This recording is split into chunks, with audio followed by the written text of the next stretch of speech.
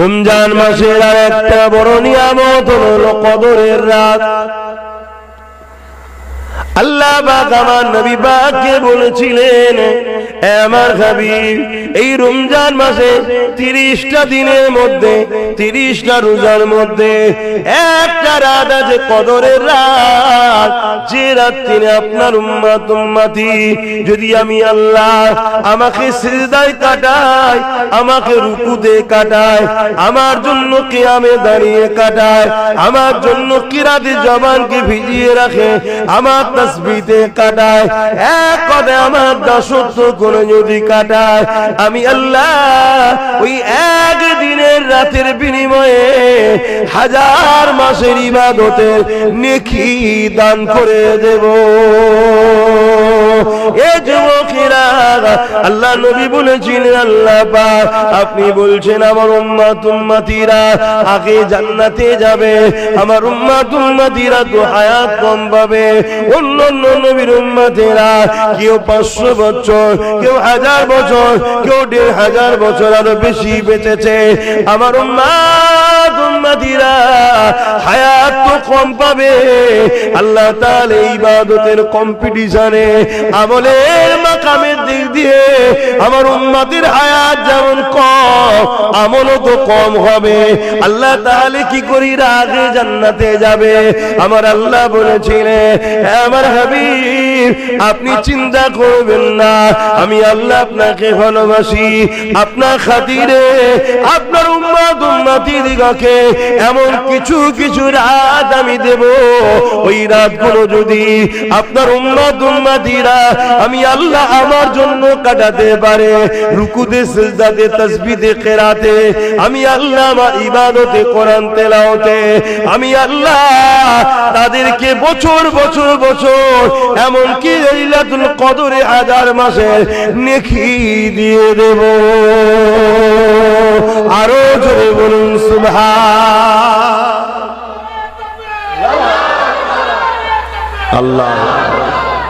কেউ যদি 60টা রোজা পায়, সাবাল্য খাওয়ার পর থেকে রোজা রাখা 60টা রোজা যদি পায়, 60 বছর লাইলাতুল কদর পাবে।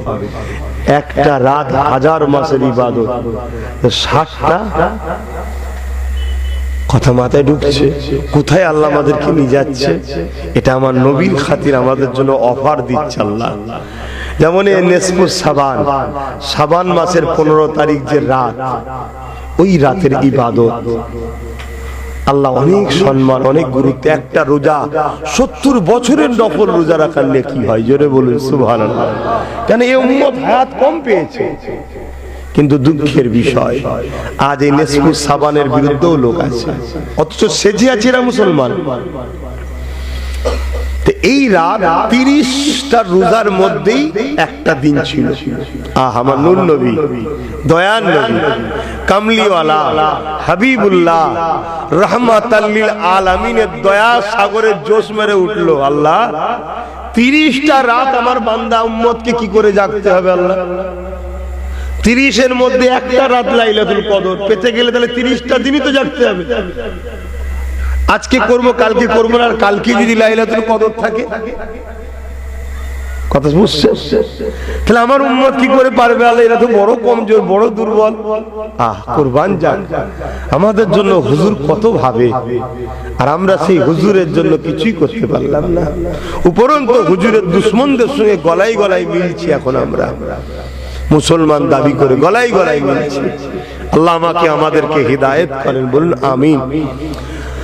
আল্লাহ পাক বললেন, হাবিব আপনার খাতিরে আমি 20টা রোজার মধ্যে লাইলাতুল কদরকে খুঁজতে বলেন।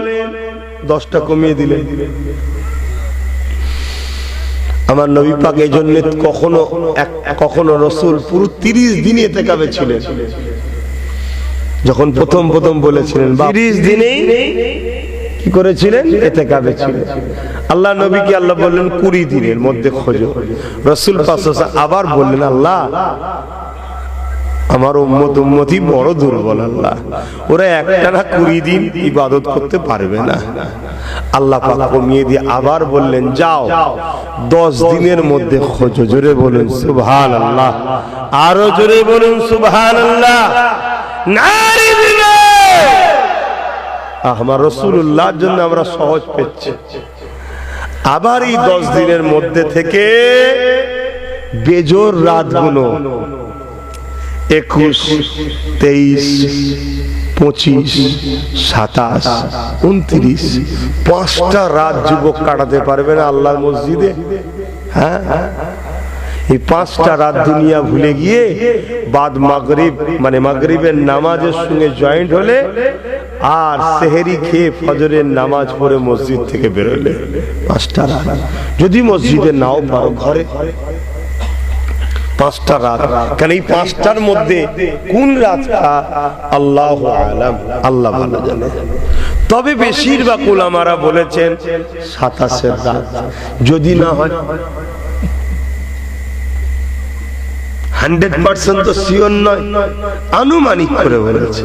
যদি না হয় তাহলে 5টা রাত আল্লাহর জন্য কাটাও, 1000 মাসের ইবাদতের নেকি আল্লাহ মিলাবে। জোরে বলুন সুবহানাল্লাহ। রোজার এত ফজিলত আল্লাহ দিয়েছে। এই রমজান মাসে আল্লাহ পাকের কোরআন নাজিল হয়েছে। জোরে বলুন সুবহানাল্লাহ। আল্লাহ নবী বললেন আমার উম্মত দাবিদারদের মধ্যে থেকে 73 দলে বিভক্ত হয়ে যাবে, 72 দল জাহান্নামী হয়ে যাবে, একটি দল জান্নাতি হবে।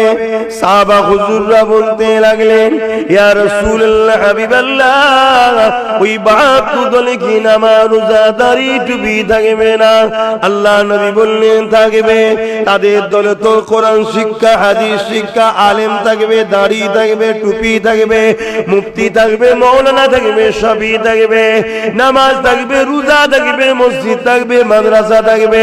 তথাপি ও যেমন ধনুক থেকে তীর বেরিয়ে যায়, তারা ইসলাম থেকে বেরিয়ে যাবে। ইয়া রাসূলুল্লাহ হাবিবাল্লাহ, কারণটা কি হবে?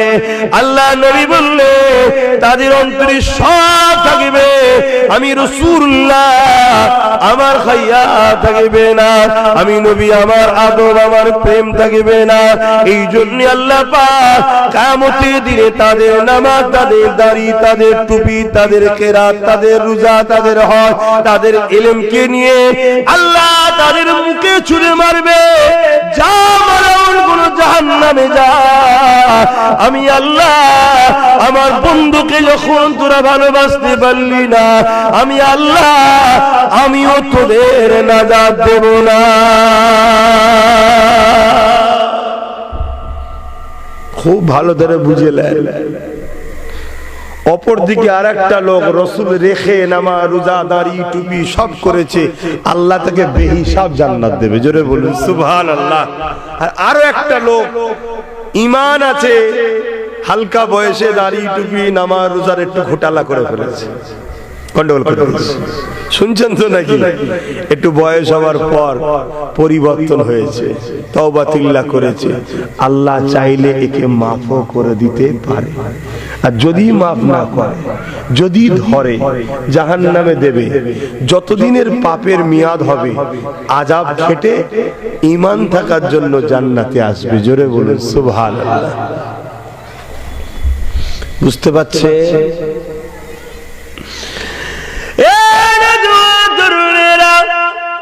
তাই বলে দিয়ে যায় ঈমান বাঁচান, কেননা নবী আমার জানিয়ে দিলেন আখরি জামানাতে হাতে তালুতে আগুন রাখা থেকে ঈমান বাঁচানোটা বড় কষ্টকর হয়ে যাবে। কেননা আখরি জামানাতে আলেম 2 ধরনের হবে, খায়রুল উলামা হবে, শাররুল উলামা হবে।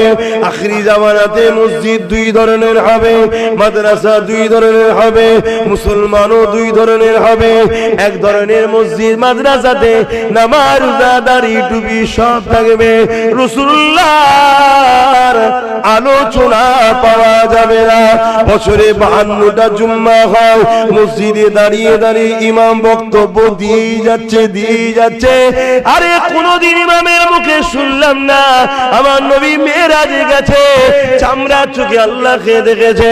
বছরে খুতবা দিয়ে যাচ্ছে, কখনো শুনলাম না আমার নবী পাক ইশারা করেছে দাঁতটা দুটুকরো হয়ে গেছে। কখনো শুনলাম না আমার নবী পাক ইশারা করেছে সূর্যটা আবার ফিরে চলে এসেছে। কখনো শুনলাম না আমার নবী পাক সম্বন্ধে আল্লাহ কোরআনে বলেছে মা তাকুমুর রাসূল ফাকুযুহু ওয়া মা নাহাকুম আনহু ফান্তাহু। এ দুনিয়ার মানুষেরা আমার নবী যা আদেশ করছে মেনে না, আমার যা নবী নিষেধ করছে ছেড়ে দাও। কখনো মসজিদে শুনলাম না আমার নবী পাকের সিনা চাক হয়েছে, আমার নবী পাক নূর নবী তাই সিনা চাক হয়েছে, পুরো বুকটা দুচির করে দেওয়া হয়েছে, তারপরও এক ফোঁটা রক্ত বাইর হয়নি, কারণ নূর নূর নূর তাই রক্ত বাইর হয়নি। কখনো শুনলাম না আমার নবী পাক সাল্লাল্লাহু আলাইহি ওয়াসাল্লাম যখন রাস্তা দিয়ে যায়, পাথর কোণা থেকে শুরু করে গাছপালা সবাই আমার নবী পাককে সালাম দিতে থাকে। কখনো মসজিদে ইমামের মুখে শুনলাম না বছরকে বছর হুজুর আসলো, বছরকে বছর মুফতি আসলো, বছরকে বছর মাওলানা আসলো, কখনো আমার নবীর তারিফ প্রশংসা আমাদেরকে শোনালো না। মনে রাখবে এখনো 72 ফিরকার মধ্যে, আর মুমিনের বৈশিষ্ট্য হলো মুমিন সামনে লোক পেলেই তাকেই বলবে নবীর হও নবীর হও নবীর হও, কারণ যে নবীর হবে আল্লাহ কোরআনে জানাচ্ছেন হাবিবকুমুল্লাহ আমি আল্লাহ তার হয়ে যাব। আরো জোরে বলুন সুবহান আল্লাহ আল্লাহ জিন্দাবাদ জিন্দাবাদ। মন দিয়ে শুনে রাখো, আখিরি জামানা কোরআন দেখিয়ে দেখিয়ে মানুষের ঈমান চুরি করেছে খারিজিরা, নামাজ দেখিয়ে দেখিয়ে মানুষকে হযরত আলী হুজুরের বিরুদ্ধে চলে গেছে খারিজিরা। শুনছেন? খুব সাবধান, আবার খারিজি বেরিয়েছে, আবার খারিজি বেরিয়েছে, দাড়ি দেখাচ্ছে, টুপি দেখাচ্ছে, মসজিদ দেখাচ্ছে, এই দেখো আমি বেরিয়েছি, দেখো মাদ্রাসা দেখো। ভালো জিনিস তো বাপ বেরিয়েছেন, আলহামদুলিল্লাহ, ভালো কথা, কিন্তু আপনার মসজিদে নবী পাওয়া যায়, আপনার মাদ্রাসায় নবী পাওয়া যায় না? কোরআন আছে তো, আল্লাহ আল্লাহ করি তো, আমি কি করব? ইবলিস শয়তান এত বড় আলেম হয়ে ফেরেশতাদের পড়িয়ে আদম নবীকে সম্মান না করার জন্য আল্লাহ যদি বলে কাফের, বেরিয়ে যাবে। আর আদম নবীরও নবী মুহাম্মদ রাসূলকে যে আদব করে না, তুই কত বড় মলিশা হয়েছিস। কথা মাথায় ঢুকছে, ব্রেনে ঢুকিয়ে নেন। আম মানুষ, জান্নাত যাবার রাস্তা আমাদের সব বন্ধ। আমরা নামাজে দাঁড়িয়ে যত দুনিয়ার কথা মনে করে, সংসার, ছেলে পুলে, বউ বাচ্চা, যত দুনিয়ার কথা যখন নামাজে দাঁড়ায় তখন মনে পড়ে। আপনার হয়তো আল্লাহর ওলি মনে পড়ে না, আমার মনে পড়ে। কি আপনাদের মনে পড়ে? হ্যাঁ, সাহাবা হুজুররা বলছেন হুজুর আমাদের ঘরেও অসুয়াশা দেয়, আমি তো গুদাগারের কি কথা শুনছেন? আমাদের রাস্তা কই? আমাদের রাস্তা হুজুরের প্রেম ও আদব। আপনাদের এলাকায় সব গাছপালা আছে দেখেছেন না?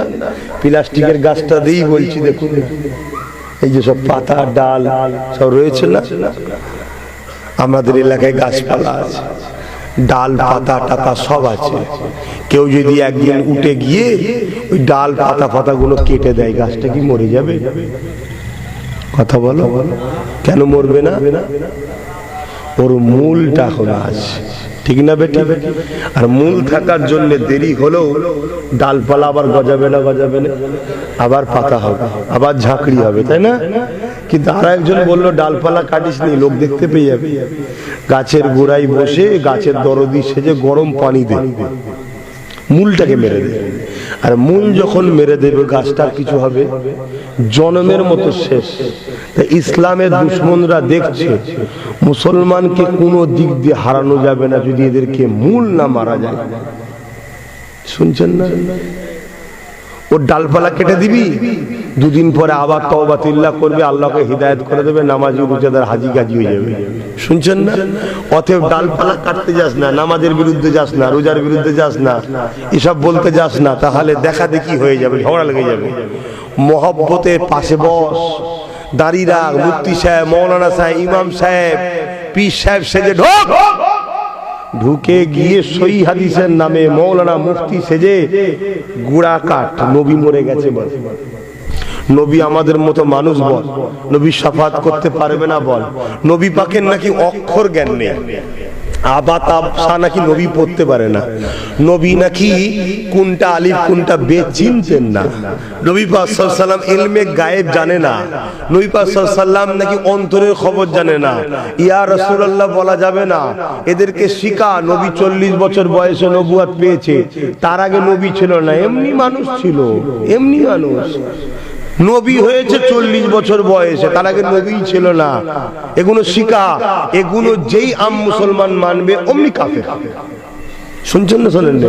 মানে ডালপালা ছিল, ভেতর থেকে মূল শুকিয়ে গেল, শেষ কেটে গেছে।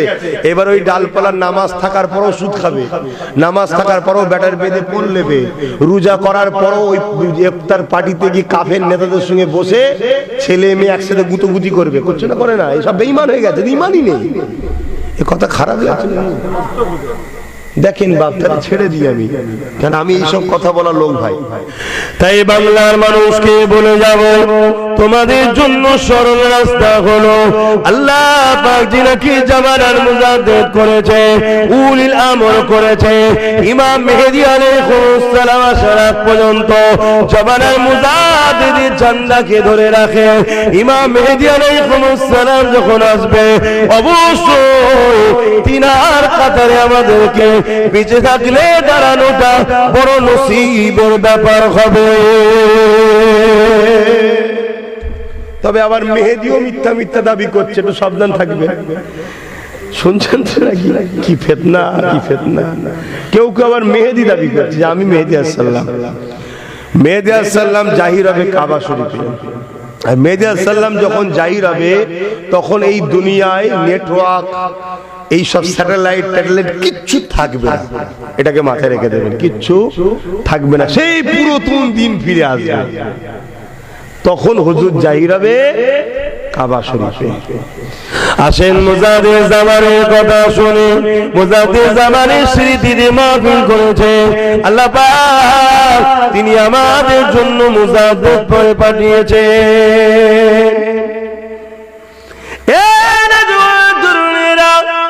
আল্লাহ নবী যখন দুনিয়া দিয়ে পর্দা নেবেন, আখিরাতের রাস্তায় রওনা দেবেন, বেশক নবী পাক হায়াতুন নবী সাহাবা হুজুররা বলেছিলেন, ইয়া রাসূলুল্লাহ হাবিবাল্লাহ, আপনি তো চলে যাবেন, আপনার পরে আর কি কোন নবী তো আসবে না, কেন আপনি বললেন আনা খাতামুন নবী? কুরআন জানিয়ে দিল ওয়ালাকি রাসূলুল্লাহ ওয়া খাতামুন নবী। ইয়া রাসূলুল্লাহ হাবিবাল্লাহ, তাহলে দ্বীনের কাজ কারা করবে? দ্বীনের মেসেজ কি দানে বন্ধ হয়ে যাবে? আল্লাহ নবী বললেন না বাবা সাহাবারা, দ্বীনের দাওয়াতটা চলবে। এতদিন নবীদের দ্বারা হয়েছিল, নবুয়াতের দরজা আমি রাসূল দ্বারা খতম হয়ে গেল, বন্ধ হয়ে গেল।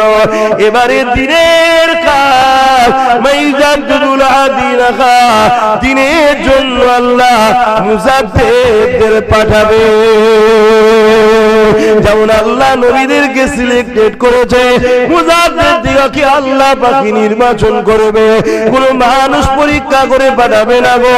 আমার মুজাদ্দিদুল জামানকে আল্লাহ সিলেক্টেড করেছে, এই মাইজাদুল হাদিনাহা, দ্বীনের জন্য তারা দুঃসংস্কার ও মুজাদ্দিদ আসবে। আল্লাহর কোরআন জানিয়ে দেওয়া উলিল আমরে মিনকুম, তারা উলিল আমর হবে, তাদেরকে তোমরা মেনে নেবে।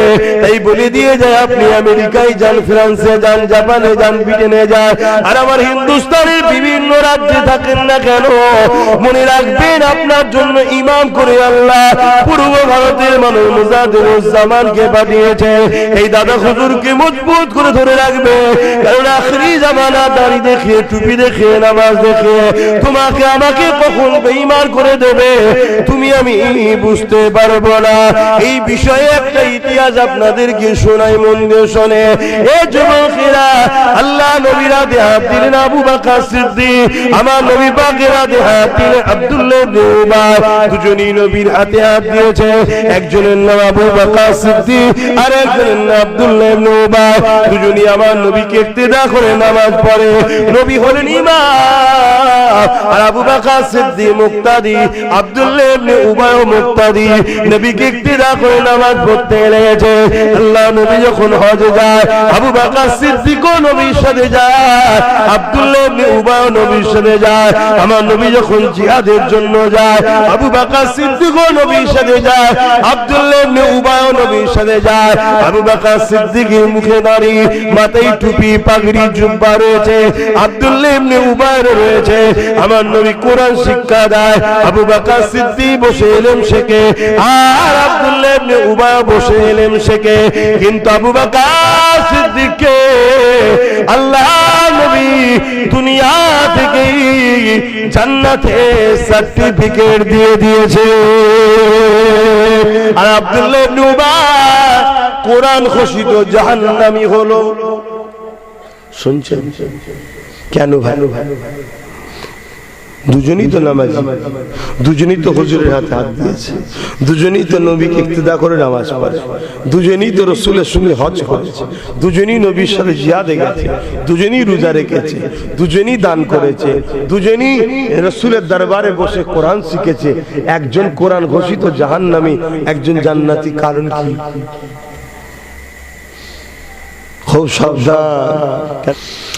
হযরত আবু বকর সিদ্দিককে জিজ্ঞাসা করা হলো, ও হযরত আবু বকর সিদ্দিক, আপনার যা আছে আব্দুল্লাহ ইবনে উবাইর তাই আছে, কিন্তু আপনি জান্নাতের সার্টিফিকেট পেলেন, ও জাহান্নামী হয়ে গেল, কারণটা কি?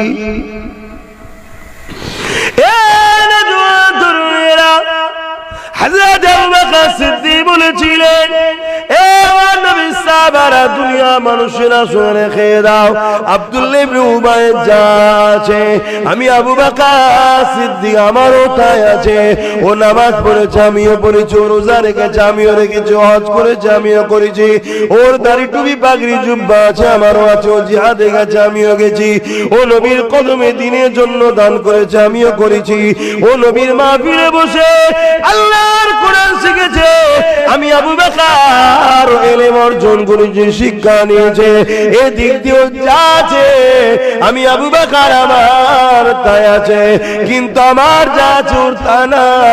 এ আবু বকর আপনার কি আছে? হযরত আবু বকর সিদ্দিক বলেছিল, আমার হৃদয়ে নবীর প্রেম আদব রয়েছে, এটা আব্দুল্লাহ ইবনে উবাইয়ের না, এজন্য জাহান্নামী, আমি আবু বকর জান্নাতি। আরো জোরে বলুন সুবহান। এক দেশ থেকে আরেক দেশে যেতে গেলে ভিসা লাগে না? লাগে না? ভিসা ছাড়া যাওয়া যায়? 2 নম্বর না, দুনিয়ার বর্ডার নাই, পার হয়ে চলে গেলে। কিন্তু আখিরাতের বর্ডার তো কবর, প্রথম ঘাঁটি কোথায়? ভিসা ছাড়া পার হওয়া যাবে? তাই কবরে ভিসা চেক হবে না? হবে না? কি ভিসা? মুহাম্মদুর রাসূল। জোরে বলুন সুবহানাল্লাহ। দেখুন না, খেয়াল করে দেখুন না, মান রাব্বুকা, তোমার রব কে? বলুন বলুন, জোরে বলবেন তো, ঠিক না? বল, ঠিক কথা। ফেরেশতাও বলবে আল্লাহ ঠিক বলেছে, ছেড়ে দেবো? আল্লাহ বলবে না, দাঁড়া। তাহলে আল্লাহ চিনার পরও আল্লাহ বলছে ছাড় নেই, তা আমি কি করবো? আমার কি কবরে জোর চলে? ওখানে কাজ জোর চলে? আল্লাহ, আল্লাহকে ফারিস্তা বলবে, আল্লাহ আমি জিজ্ঞেস করছিলাম তোর রব কে? ও বলছে আল্লাহ আপনার কথা বলেছে, আল্লাহ ছেড়ে দি, ও তো আপনাকে চেনে। আল্লাহ বলবেন না, দাঁড়া, ও আমায় চিনেছে, ঠিক আছে, কার থেকে চিনলো এটাও জানা দরকার। শুনছেন তো নাকি? দ্বিতীয় প্রশ্ন কর, মা দিনও কা, তোমার দিন কি? বল না ঠিক। ফারিস্তাও বলবে আল্লাহ দিনটাও ঠিক বলছে, ইসলাম বলছে, আল্লাহ ছেড়ে দিয়ে আল্লাহ বলবেন না।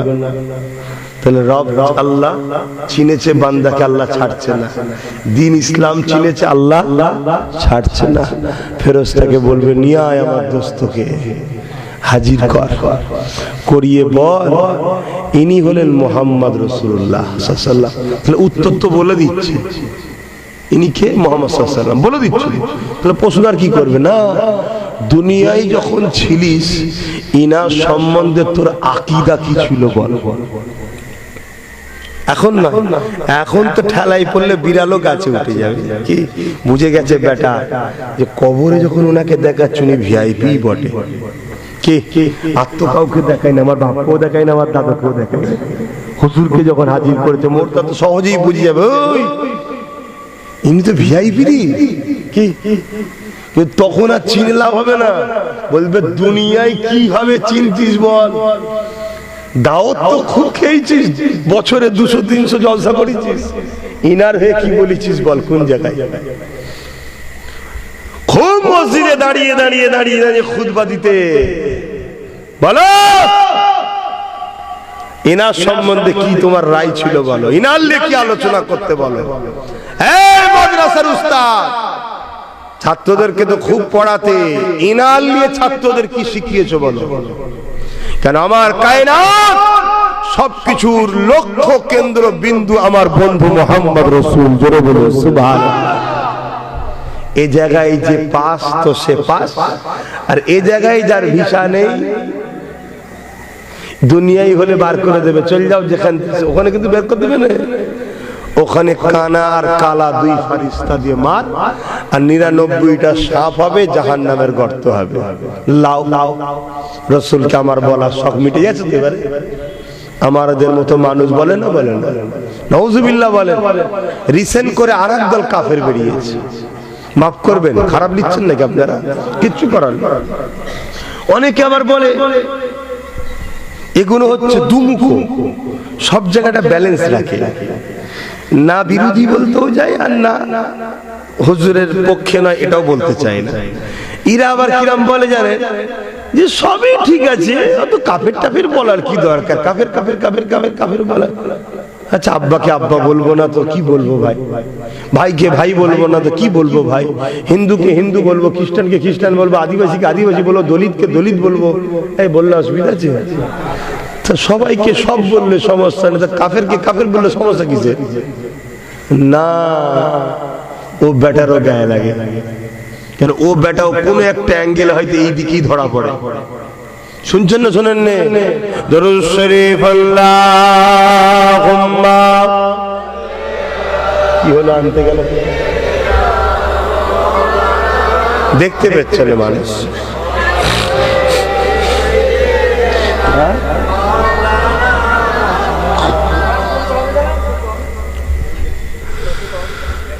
जब मदीने जाएंगे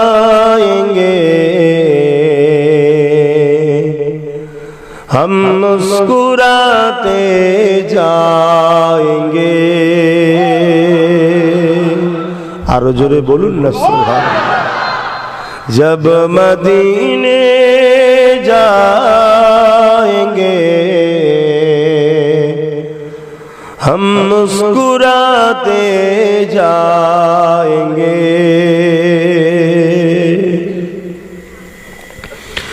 जब मदीने जाएंगे हम मुस्कुराते जाएंगे।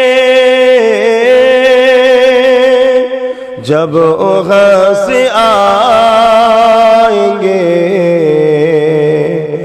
आंसू बहाते आएंगे। जब मदीने जाएंगे हम मुस्कुराते जाएंगे। झोलियां भर लेंगे उनके रहमतों से गमगान झोलियां भर लेंगे उनके रहमतों से गमगान फूल जितने भी खिलेंगे हम उठाते जाएंगे जब मदीने जाएंगे हम मुस्कुराते जाएंगे अल्लाहुम्मा सल्ली अला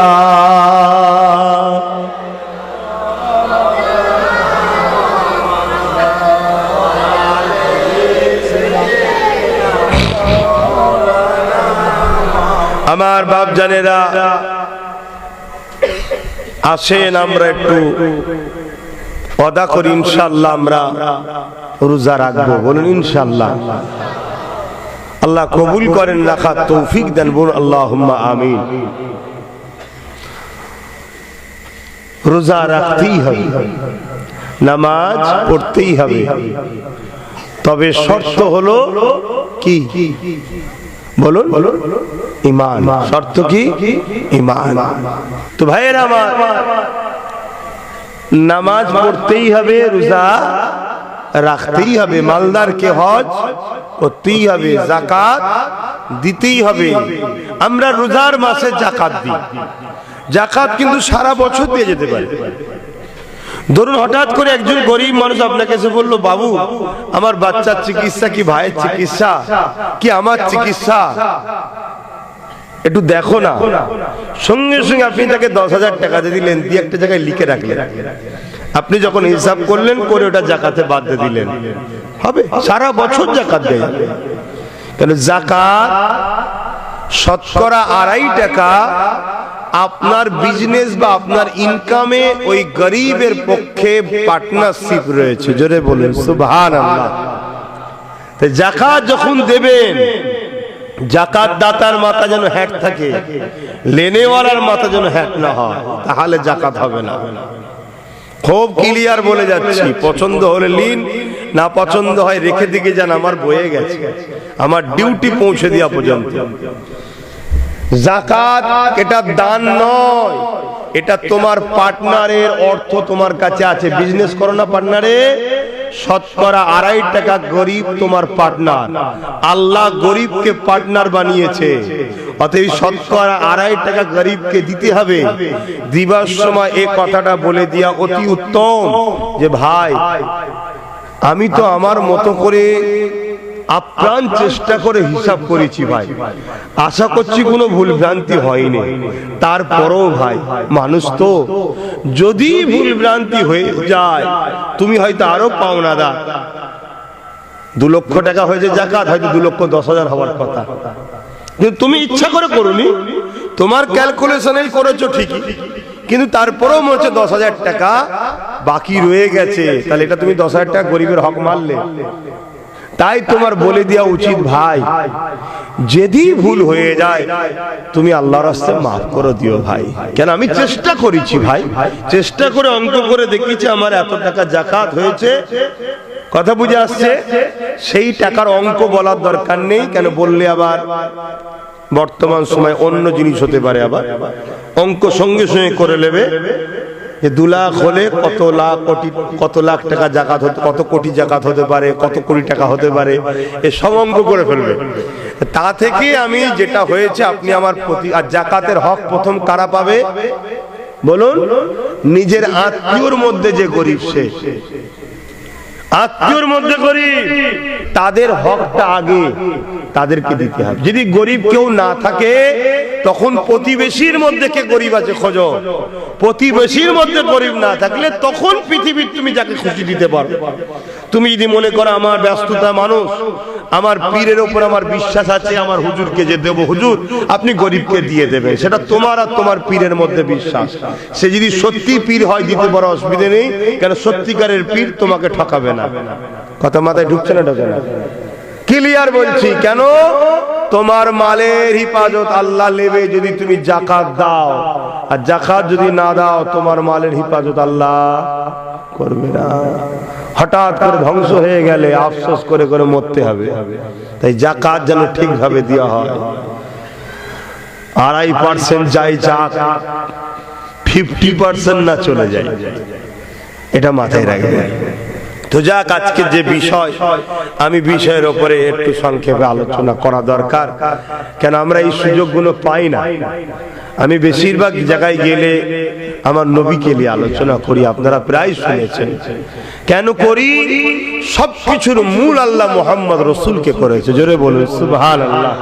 তাই বললাম, যাকাত হোক, রোজা হোক, হজ হোক আর নামাজ হোক, ইমানদার যদি করে তবেই কামিয়াবি। বেঈমান সেজদা দিয়ে কপালে দাগ করে ফেললো, কামিয়াবি না। রোজা রেখে রেখে পেট পিট সমান করে দিল, দুনিয়ায় হয়তো সুস্থ শরীর পাবে, আখিরাতে নাজাত নাই।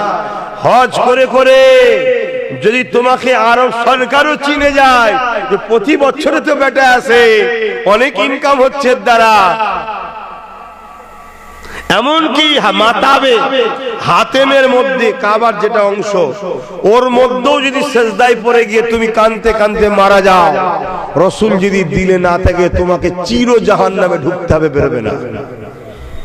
খুব ভালো করে শুনেলেন, একদম চ্যালেঞ্জের সাথে বলে যাচ্ছি, পৃথিবীতে কোন মা এমন সন্তান পয়দা দিতে পারেনি যে মুহাম্মদ সাল্লাল্লাহু আলাইহি সাল্লামকে ছেড়ে দিবার পর তার নাজাত আছে।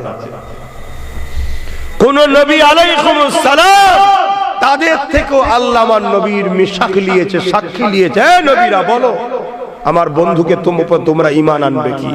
আমার নবীদের থেকে আল্লাহ সাক্ষী দিয়েছে, জোরে বলুন সুবহানাল্লাহ। আমার নবী আদম নবী, ঈসা নবী, মুসা নবী, জাকারিয়া নবী, সুলাইমান নবী, দাউদ নবী, যত নবী, হাত্তাকে ইব্রাহিম খলিলুল্লাহ আমার রাসূলুল্লাহ যিনি দাদা জান হন, তিনিও আমার রাসূলের উম্মত। আমার নবী হলো তিনারও নবী, জোরে বলুন সুবহানাল্লাহ। আজকে সেই নবীকে আমাদের দিল থেকে সরানো হচ্ছে। বাইরে বাইরে কাজ কামে যান, কাজ করুন, কাজ করুন। দাড়ি আছে, টুপি আছে, নামাজ আছে, রোজা আছে, হজ আছে, সব আছে। মুহাম্মদ রাসূল যদি না থাকে সব বেকার।